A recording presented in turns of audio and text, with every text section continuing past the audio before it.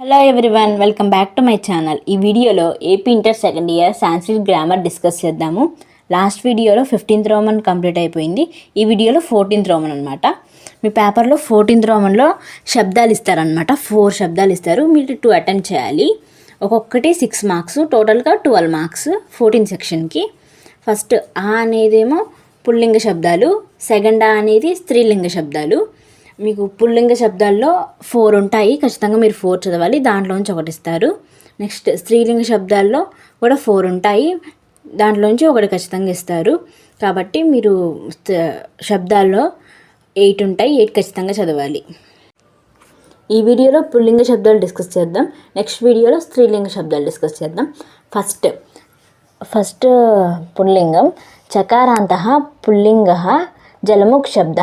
First మీకు ఏంటి అక్కడ పుల్లింగ శబ్దాలు అని వాళ్ళు ఎవరు నార్మల్గా ఫస్ట్ క్వశ్చన్లో మీకు ఫస్ట్ 14th రోమన్లో ఆలో ఏమిస్తారు, జలముక్ అని ఇస్తారు. సెకండ్ ఆ ఏంటి, సరిత్ అని ఇస్తారు. అలా ఎగ్జాంపుల్గా చెప్తున్నా. నెక్స్ట్ ఈ అనేది వేరే శబ్దాలు అలా ఇస్తారు. మనకు ఈ 2నే ఫస్ట్ ఆ సెకండ్ అని చదువుతున్నాం కాబట్టి అదొకటే డిస్కస్ చేద్దాం. పుల్లింగ శబ్దాలు ఫస్ట్ మనం ఈ లైన్ రాయాలన్నమాట. చకారాంతః పుల్లింగః జలముక్ శబ్ద అనే వర్డ్ రాశాక నెక్స్ట్ ఏకవచనం, ద్వివచనం, బహువచనం అని హెడ్డింగ్స్ పెట్టి నెక్స్ట్ విభక్తులు రాయాలన్నమాట. పుల్లింగ శబ్దాలకి స్త్రీలింగ శబ్దాలకి విభక్తులు సేమ్ ఉంటాయి. ఒకసారి ప్రాక్టీస్ చేయండి చూడకుండా, మిస్టేక్స్ లేకుండా.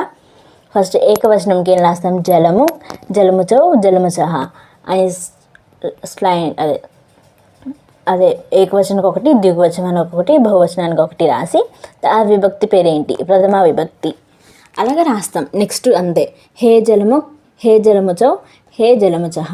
నెక్స్ట్ సంబోధన ప్రథమ విభక్తి అలా రాస్తాము. నెక్స్ట్ జలముచం, జలముచౌ, జలముచః ద్వితీయ విభక్తి. జలముచ, జలముభ్యాం, జలముగ్భిః తృతీయ విభక్తి. జలముచే, జలముభ్యాం, జలముభ్యః చతుర్థి విభక్తి. జలముచః, జలముభ్యాం, జలముభ్యః పంచమి విభక్తి.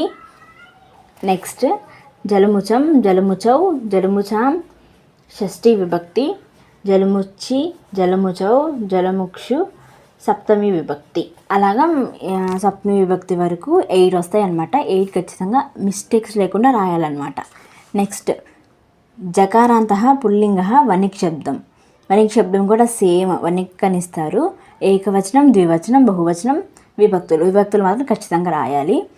6 మార్క్స్ ఒక్కొక్కటి కాబట్టి నీట్గా ప్రజెంట్ చేయాలి. సేమ్ అది కూడా వనిక్, వనిజౌ, వనిజః ప్రథమ విభక్తి అలా లైన్గా రాసి నీట్గా ప్రజెంట్ చేయాలి.